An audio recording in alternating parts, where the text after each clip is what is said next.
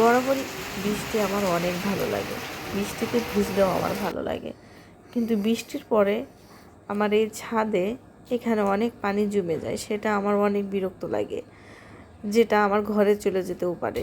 সেজন্য আমি খুব সংকীর্ণ থাকি যে কখন বৃষ্টি নামে আমার ঘরের ভিতরে না পানি চলে আসে। তো গাছে সব ময়লা ধুলাবালি সব এখানে জমে গেছে। একটা ঝাড়ু নিয়ে এসে সেটা পরিষ্কার করার চেষ্টা করতেছি, কিন্তু ঝাড়ুটা অনেক ছোট ছিল, শেষ পর্যন্ত যেতে পারছিল না, তাই পানিও খুব কম পড়তেছিল। তখনই আমার মনে পড়লো, গতবার যখন বৃষ্টি হয়েছিল তখন তো আমি একটা স্টিলের দিয়ে এই ময়লাগুলো পরিষ্কার করতাম।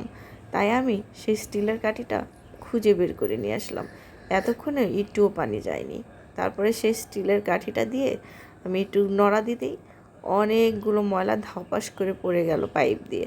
তারপরে এই যে পানির স্রোত ধরেছে, পানি সব চলে যাচ্ছে। আসলে অনেক দিন বৃষ্টি হয়নি, গতবার বৃষ্টি হয়েছে, সেই সব ময়লা হয়তো পাইপে জমেছিল। এখন অনেক দিন নিশ্চিন্তে থাক।